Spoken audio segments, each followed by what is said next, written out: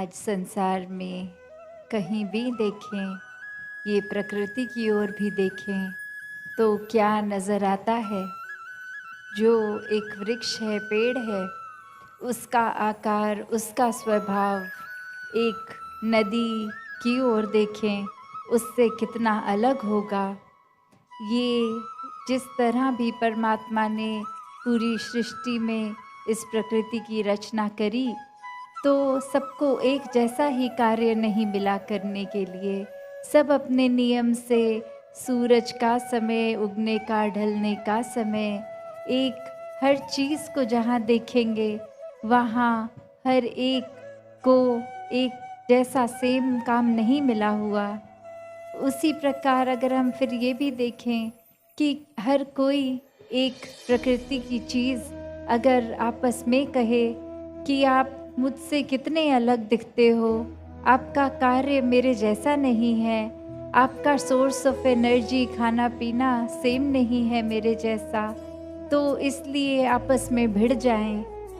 नहीं, प्रकृति में कभी ऐसा नहीं देखा गया कि कोई पहाड़ लड़ रहा है हवा से या कोई और चीज़। तो बात वही कि चाहे देखने में कितने अलग, स्वभाव कितना अलग, फिर भी एक कोएग्जिस्टेंस देखी जाती है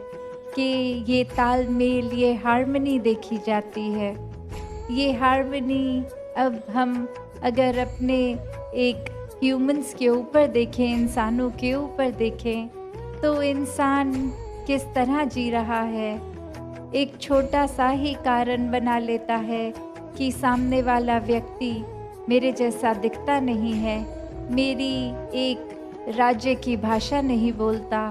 एक कुछ खाने पीने का एक तरीका, बोलचाल का, एक जाति, एक रिलीजन सब अलग है,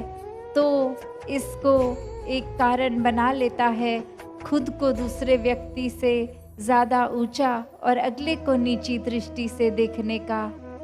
एक इंसान को जब परमात्मा ने बना के इस संसार में जन्म दिया, तो क्या भाव होना एक इंसान का।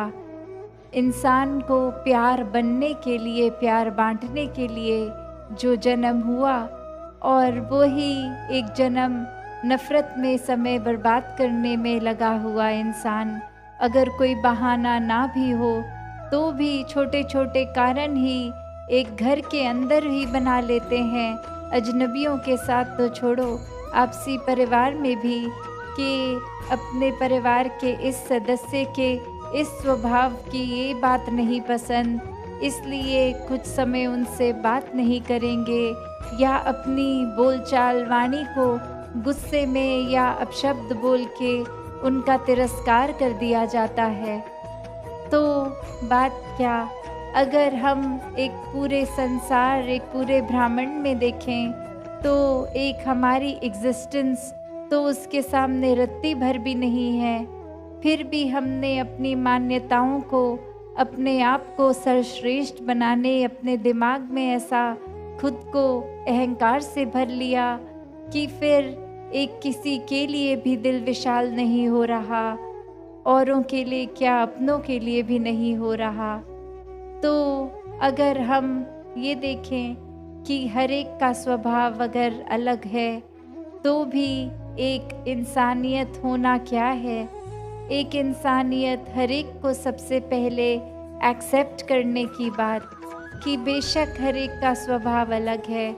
फिर भी ये जानते हुए उनको अपनाना, ये अपनत्व आना जीवन में। और ये अपनत्व कैसे आ सकता है,